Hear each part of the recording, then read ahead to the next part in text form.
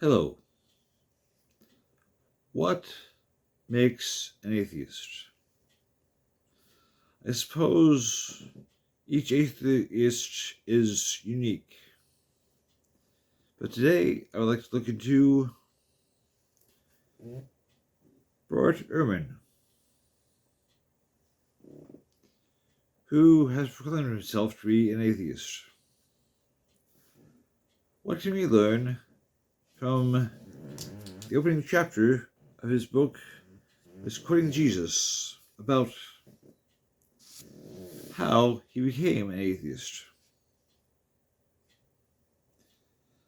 I would say from this chapter, first, in his home life, there was a measure of apathy up to the age of 15. Bart says he saw no reason to read the Bible on his own, or to study it. Bart needed someone to tell him, study to show yourself approved.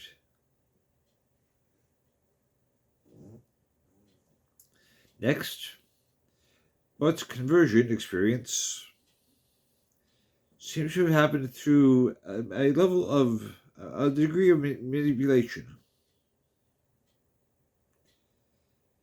He thought about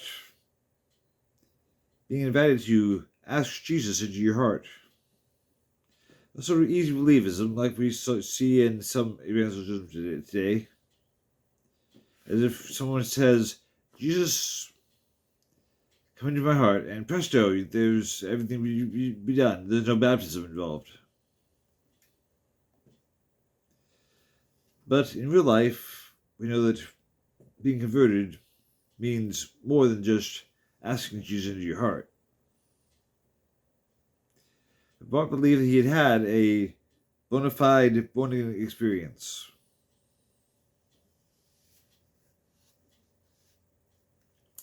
Next, Bart had a desire for scientific certainty at the expense of embracing a degree of theological mystery.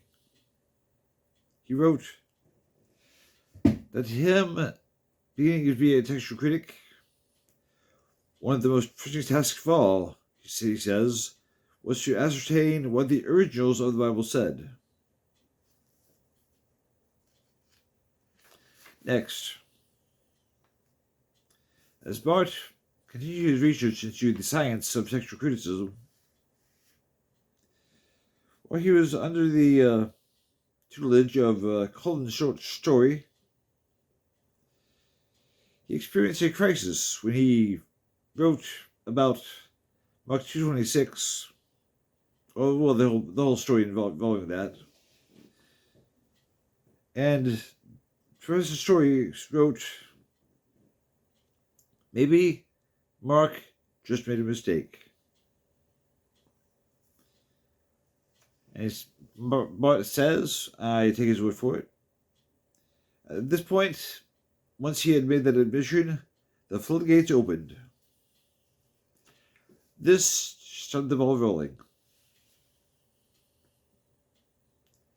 From that one maybe came other maybes. Now, doubt is a natural part of life, but Bart seems to have not only pursued the answers, but just enjoyed the doubt.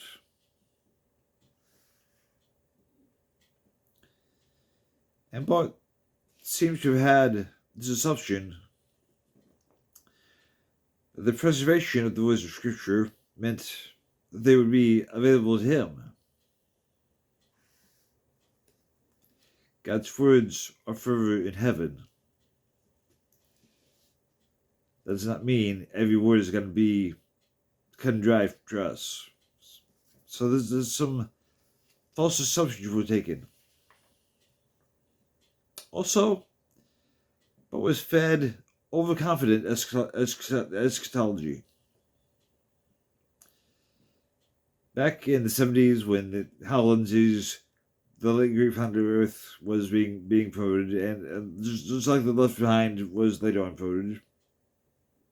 promoted. It was, Bart says it was completely compelling to him and his fellow students. Of course, having what you think is a prophecy not come true tends to shake one's faith in the prophecy giver.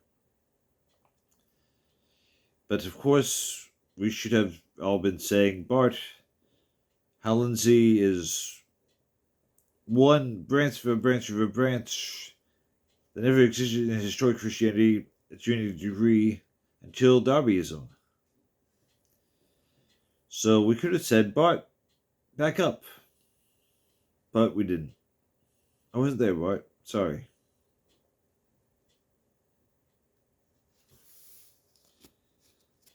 Bart then was troubled by not only an overconfident eschatology, but then he abandoned the belief in the inerrancy of the Bible. Beginning with Mark 2:26, Bart came to these epiphanies of his research, saying, "Oh, the Bible's wrong with this, the Bible's wrong with this, the Bible's wrong with this."